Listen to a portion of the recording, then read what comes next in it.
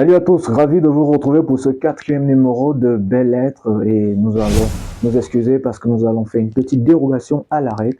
Vous vous souvenez, dans le troisième numéro, on devait vous présenter l'ouvrage de Dr Nguyetti Michel.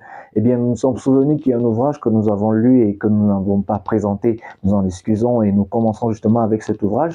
Avant de le faire, si je vous posais la question de savoir, pour vous, c'est quoi le solidarisme?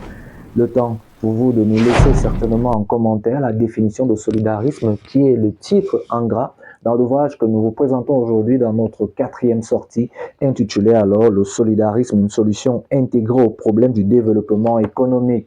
L'auteur n'est d'autre que Francis Bidjoka aux éditions Lupepo, collection Opinion. La préface portait la signature de Richard Sibon et c'est un ouvrage que je vous recommande, un ouvrage fortement documenté qui nous amène alors dans le secteur de l'économie. Ah oui, j'ai pris du plaisir à le lire parce que dans l'ouvrage en question, vous allez retrouver des tableaux, vous allez retrouver des schémas explicatifs qui vous donnent alors des éléments de réponse sur tout ce qui tourne autour du développement de l'économie. L'auteur, comme je le disais déjà dans cet ouvrage, renseigne sur ce qu'il faut faire, identifie les problèmes, propose des pistes de solutions. Ce que également vous devez savoir de cet ouvrage, c'est qu'il compte au total 289 pages, 19 chapitres repartis en 6 parties. Et parmi ces 6 parties, la troisième partie, l'auteur ici apporte des éléments de réponse sur la notion de solidarisme. Vous comprenez pourquoi je vous ai posé la question de savoir pour vous, qu'est-ce que le solidarisme? Comment est-ce que vous le définissez? Tenez-vous tranquille. En troisième partie, l'auteur apporte cette définition justement en partant de cette question. Qu'est-ce que le solidarisme? Ainsi défini, l'auteur revient justement encore avec ses éclaircies en apportant la dissidence entre la solidarité et le solidarisme. Et il revient aussi également sur les différentes acceptions que peut porter le solidarisme et propose aussi également des perspectives socio-historiques, d'où je le notifiais déjà à l'orée de mes propos que ce document est fort, cet ouvrage pardon, est fort documenté et qu'il apporte des éléments de réponse. Et ce que vous devez aussi également savoir, l'auteur estime que dans le but du solidarisme, il est très important de maîtriser justement ces lois parce qu'on ne peut pas parler de solidarisme si on ne maîtrise pas les lois. La société est ainsi régie. Ainsi, c'est un ouvrage que d'ailleurs je vous recommande et à chaque fois, moi je tombe sur des parties assez importantes qui peuvent apporter des éléments de réponse ou des éclaircies pour vous. Comme je le disais déjà ici, à la troisième partie, vous avez qu'est-ce que le solidarisme et au chapitre 4, solidarité, solidarisme. Et l'auteur également, avant d'entamer tous ces chapitres, donne toujours des citations, références qui peuvent vous situer dans un contexte historique, dans un contexte économique, dans un contexte de développement, dans un contexte de finances actuelles. Comme par exemple, là, nous sommes à la page 97 de la partie 3, où je le disais déjà, qu'est-ce que le solidarisme, et je vais lire pour vous ici. De grandes récompenses en tant de ceux qui seront capables de vivre, d'apprendre, de travailler, de forger les liens solides avec les autres. Cette citation est de Martin Luther King, dont on commémorait la mémoire il y a cela quelques semaines. Et plus bas, l'auteur définit L'auteur, Francis Bidjoka, définit le solidarisme. Le solidarisme, je cite pour l'auteur, c'est un courant de pensée qui place la solidarité au cœur de l'organisation du fonctionnement d'une société. La solidarité se définit comme un devoir d'assistance mutuelle entre plusieurs individus unis, des liens de fraternité, d'amitié et de métier. Les différentes acceptions du solidarisme dont je vous parlais tout à l'heure, la solidarité est vue commune, la cellule familiale est la base de toute communauté humaine, elle est fondée sur la complémentarité, l'assistance, l'amour, le don de soi. Pris dans ce cadre restant, la solidarité des membres d'une famille est une donnée paramétrique qui saurait être modifiée. Elle est une fin en soi et au-dessus des intérêts égoïstes aussi, l'amour d'un parent pour son enfant invalide ne peut se justifier par l'attente d'un retour sur investissement ou par tout intérêt.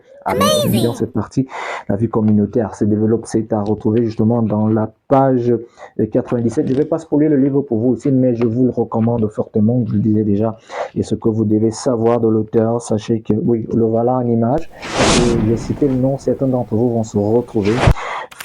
Francis Adolphe Bidioka, voilà que j'y arrive, est un économiste, journaliste, consultant, entrepreneur social. Cette pluridisciplinarité lui donne une large perspective de vue. Le solidarisme est une solution intégrée aux problèmes de développement économique et son second ouvrage après comprendre le nouveau système des marchés publics. D'ailleurs, je vais chercher ce livre et il sera plaisant pour moi également de passer à cette compréhension des marchés publics. Qui dit marché public dit finance publique. Il est toujours aussi bien de le comprendre et de le savoir. Et je le disais déjà, je ne sais pas pour vous, dites-le moi en commentaire si comme moi, quand vous lisez, vous avez une fiche de lecture. Eh bien voilà ma fiche, à chaque fois, je les note là, cela permet à ce que je puisse me retrouver. Et quand je vis une situation qui, curieusement, se réfère toujours à une citation ou un ouvrage, je rentre dans l'ouvrage pour mieux comprendre et parfois je comprends mieux un chapitre, je peux mieux exercer ou introduire une émission. Au niveau de la conclusion générale, voici synthétisé ici en 10 points des enseignements à retirer de cette belle étude qu'a menée alors Francis Bidioka. En premier, vous avez la vie en société nécessite une organisation où découlent des lois, j'en parlais déjà où il faut maîtriser ces lois. En 2, la liberté et l'égalité sont des principes fondamentaux de l'humanité. En 3, une société juste est une société dont les membres ont librement passer un contrat social garantissant leurs droits fondamentaux. Ça nous fait penser ici à Rousseau, justement, avec le contrat social. En 4, le problème du développement se pose à tous les pays. En 5, il est utopique de croire qu'un marché décentralisé de type capitaliste puisse s'autoréguler, sauf si l'on considère que la crise économique est une forme de régulation, ce qui n'est pas le cas, l'auteur insiste là-dessus. En 6, les conditions d'équilibre telles que définies par les théoriciens du marché de concurrence et puis est parfaite impliquent l'intervention d'un organe régulateur chargé d'assurer la bonne circulation de l'information, le commissaire-priseur Léo Walras qu'il cite. En 7, le solidarisme est un système qui définit les relations entre les individus libres et responsables et une collectivité juste et solidaire. En 8, le solidarisme repose sur 3 principes que sont l'unité, l'organisation et l'équilibre. L'unité consacre les liens d'indépendance de tous les membres de la société. L'organisation entraîne la division du travail. L'équilibre implique l'existence d'une institution de régulation chargée de garantir l'efficacité du système économique, satisfaction des membres. À 9, la mise en place du système solidariste passe par la réforme du système monétaire dont les fondements théoriques erronés sont un facteur de déséquilibre structurel. En 10, la mise en œuvre du solidarisme ne peut s'appliquer que dans un contexte de forte décentralisation caractérisé par de nombreux micro-marchés dont les soldes permettent de parvenir à un équilibre de l'ensemble du système, nous dit alors Francis Adolphe Bidioka. C'est un ouvrage que je vous recommande. Il est à retrouver aux éditions Lupopo et collection Opinion, le solidarisme, une solution intégrée aux problèmes du développement économique. Certainement, il peut vous éclairer vu la situation, vu le contexte économique actuel.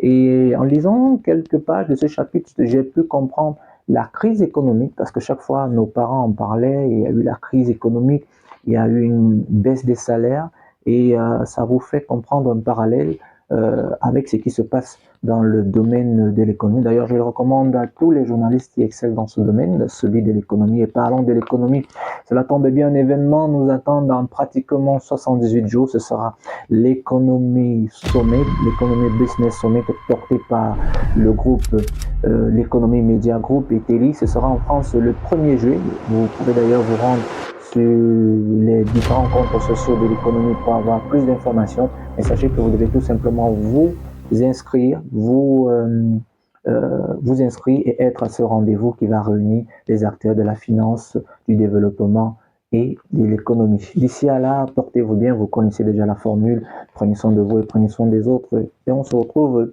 pour le 5e numéro de Belles Lettres qui sera alors cette fois-ci consacré, comme on l'a dit, à Dr Ngueti Michel de Regretter Mémoire. On se dit à très vite. Salut.